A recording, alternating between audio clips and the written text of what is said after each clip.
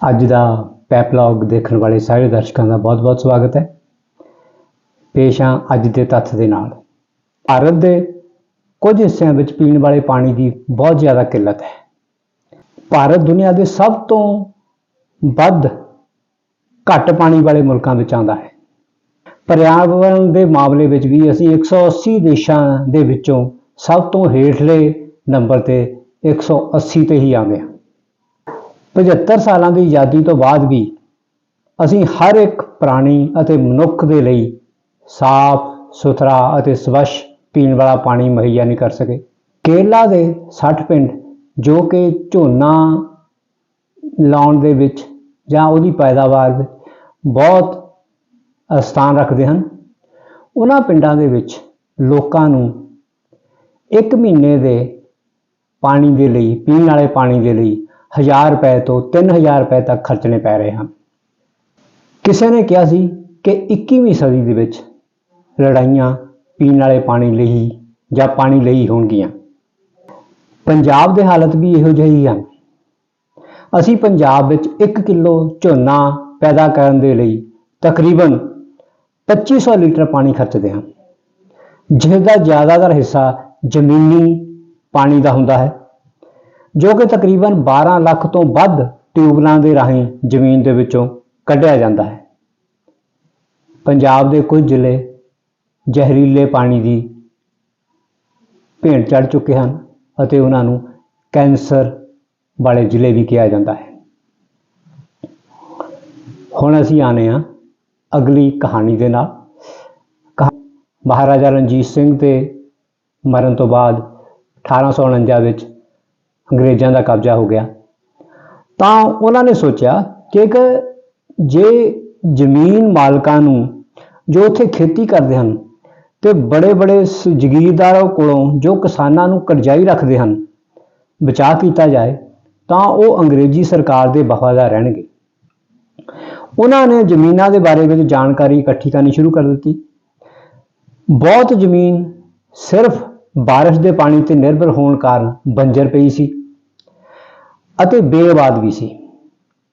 ਜੇਕਰ ਇਸ ਨੂੰ ਖੇਤੀਬਾੜੀ ਯੋਗ ਬਣਾਉਣ ਦੇ ਲਈ ਪਾਣੀ ਦਾ ਪ੍ਰਬੰਧ ਹੋ ਜਾਂਦਾ ਤਾਂ ਇਹ ਇਲਾਕੇ ਹਰੇ ਭਰੇ ਵੀ ਹੋ ਸਕਦੇ ਸਨ ਅਤੇ ਇੱਥੇ ਵਸੋਂ ਵੀ ਹੋ ਸਕਦੀ ਸੀ।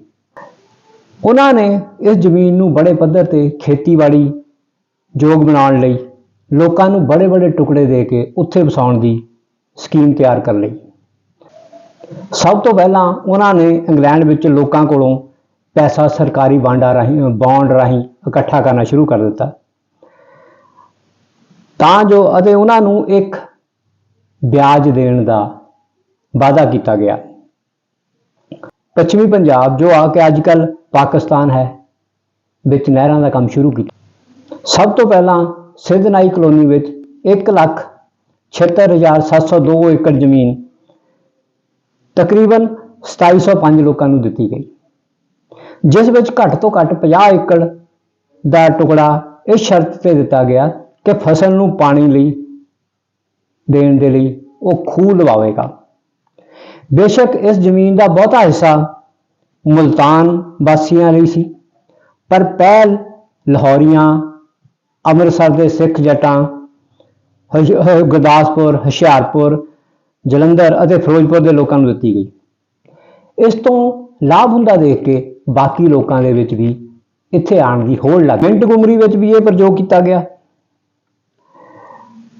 ਅਤੇ ਜੋ ਮੌਸਮੀ ਪਾਣੀ ਦੇ ਤੇ ਹੀ ਉਸ ਵੇਲੇ ਨਿਰਭਰ ਸੀ, ਇਹ ਵੇਖਿਆ ਗਿਆ ਕਿ ਸਿਰਫ 35% ਲੋਕ ਹੀ ਆਪ ਵਾਹੀ ਕਰਦੇ ਹਨ ਅਤੇ ਬਾਕੀਆਂ ਨੇ ਇਹਨਾਂ ਨੂੰ ਅਗਾਂਹ ਠੇਕੇ ਤੇ ਦੇ ਰੱਖਿਆ ਹੈ।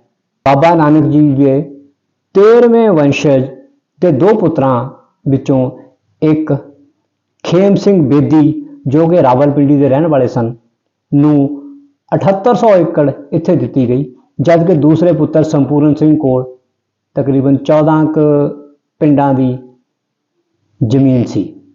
ਹੁਣ ਬਾਬਾ ਖੇਮ ਸਿੰਘ ਜੀ ਕੋਲ ਜਦੋਂ ਉਹਨਾਂ ਦੇ ਉਹ ਸਵਰਗਵਾਸ ਹੋਏ, ਉਹਨਾਂ ਕੋਲ ਇੱਥੇ ਹੀ 28,732 ਏਕੜ ਜ਼ਮੀਨ ਸੀ। ਇਹਨਾਂ ਨੇ ਆਪਣੇ ਆਪ ਨੂੰ ਗੁਰੂ ਸਾਬਤ ਕਰਨ ਦੀ ਵੀ ਕੋਸ਼ਿਸ਼ ਕੀਤੀ पर उस दे विच सिख कौम ने इन्हां नूं नकार दिता। अगे चुनिया कलोनी की गल आती है। इत्थे दी जमीन नूं सरकार ने बड़े जिमींदारां अते पंजाबी शहरी सरमाएदारां नूं बेच के पैसे वट्टे। इत्थे बहुत सारी जमीन जट्टां, कंबोआं, लवाणियां, सैणियां अते अराइयां नूं ग्रांट के तौर पर भी दिती गई। अगे असीं चनाब कलोनी ते आने हां। यह सब तो वड्डी योजना सी जिस विच सारा लायलपुर जिला अते कुछ हिस्से झंग, गुजरांवाला अते लाहौर जिले के भी सन। इत्थे दे लोकां नूं जंगली कहा जाता सी। इत्थे जमीन की वंड 3 तरीके नाल कीती गई। इस ते खेती करने वाला काश्तकार हो सकता सी, पर वह जमीन का मालिक नहीं बन सकता सी। जो धनाडा नूं 5 साल बाद जमीन दी गई, वो उसकी कीमत हार के उन्होंने मलकीयत के हक मिल सकते सन। ये जमीन उन्होंने धनाडा नूं दिती जा सकती सी जिन्होंने अंग्रेजी सरकार नूं कोई सियासी, प्रबंधकी या मिलटरी सेवा दिती होवे अते इन्हां नूं इलाके विच खेतीबाड़ी दे विच पैसा ला के उसनूं उन्नत करना जरूरी सी। अमृतसर, गुरदासपुर अते सियालकोट इस काम के लिए चुने गए अते उन्हां तो उत्थों इन्हां लोकां नूं इन्हां आबादियां विच बसाण लई लिआंदा गया। तकरीबन 1,35,000 एकड़ गुजरात, झेलम, शाहपुर, रावलपिंडी, मुल्तान, लाहौर, फिरोजपुर अते बानू के लोगों को दी गई अते राजपूतां नूं भी ये जमीन वंडी गई। झेलम कलोनी ये सरगोदा कोल सी। इत्थे घोड़े अते खच्चर फौज लई पालण का काम किया गया। इत्थे गुजरांवाला, सियालकोट अते गुजरात के किसानां नूं 5 तो 15 तक घोड़ियां पालना लाजमी कर दिता गया, पर इस विच ज़्यादा सफलता नहीं मिली। हेठली वारी दुआब कैनाल मिंटगुमरी अते मुल्तान जिलियां रावी अते ब्यास के विचकारले दी वंड 1914 दे विच शुरू हुई। इत्थे भी घोड़ियां लई अते फौजियां लई ज़्यादा आबादी वाले इलाकों तो लोगों नूं इत्थे लिया के बसाउण की मुहिम चलाई गई। धनाड़ जिमींदारां लई उन्हां लोकां लई जिन्हां नूं नुकसान पहुँचाउण लई नुकसान पूर्ति लई जमीनां देणीआं सन। पहली बार छोटियां जातां दे बेजमीने लोकां नूं भी इत्थे जमीनां दित्तियां गईयां। इत्थे घोड़ियां दे फार्मां लई लाजमी अते होर सहूलतां दित्तियां गईयां, जिन्हां दा 10 साल का रिकॉर्ड देखना जरूरी बनाया गया। पहली संसार जंग लगन ते फौजियां लई 1,80,000 एकड़ जमीन वंडी गई। पंजाबियों विच फौज विच भर्ती होण नूं इस दे नाल ही उत्साह मिलिया। इत्थे ही तकरीबन 70% जमीन पंजाबियों के हिस्से आई। उपरला चनाब अते झेलम कलोनी ये 2 कलोनियां 1,20,000 एकड़ दियां सन। इन्हां दा मुख्य उद्देश चनाब अते झेलम के पानी नूं रावी विच बारी दुआब तक सिंचाई लई लिआउणा सी अते इत्थे उन्हां नूं जमीनां दित्तियां गईयां जो घोड़े पालन तो असमर्थ सन अते जिन्हां ने कोई खास सेवावां दित्तियां सन जां जिन्हां परिवारां दीयां जां उन्हां दे जी दीयां अपराधियों नाल मुकाबला करते हुए अते कानून की राखी करते हुए मौत हो गई होवे।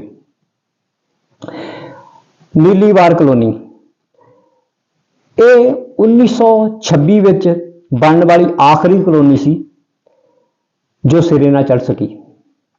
इस विच घोड़ियां दे तबेलियां लई कोई जगह नहीं सी।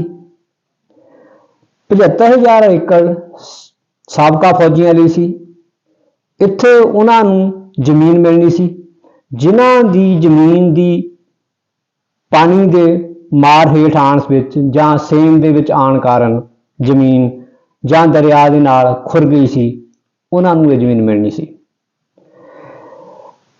70,000 ਏਕੜ ਇਸ ਤਰ੍ਹਾਂ ਦੇ ਕੁਦਰਤੀ ਆਫਤਾਂ ਦੇ ਮਾਰੇ ਸਿਆਲਕੋਟੀਆਂ, ਗੁਜਰਾਂਵਾਲੀਏ, ਸ਼ੇਖੂਪੁਰੀਏ ਅਤੇ ਗੁਜਰਾਤੀ ਲੋਕਾਂ ਨੂੰ ਦਿੱਤੀ ਗਈ। 36,570 ਏਕੜ ਉਹਨਾਂ ਅਫਸਰਾਂ ਅਤੇ ਹੋਰਨਾਂ ਨੂੰ ਦਿੱਤੀ ਗਈ ਜਿਨ੍ਹਾਂ ਨੇ ਅੰਗਰੇਜ਼ੀ ਪੁਲਿਸ ਨੂੰ ਕਾਨੂੰਨੀ ਵਿਵਸਥਾ ਬਣਾਈ ਰੱਖਣ ਲਈ ਯੋਗਦਾਨ ਪਾਇਆ ਸੀ।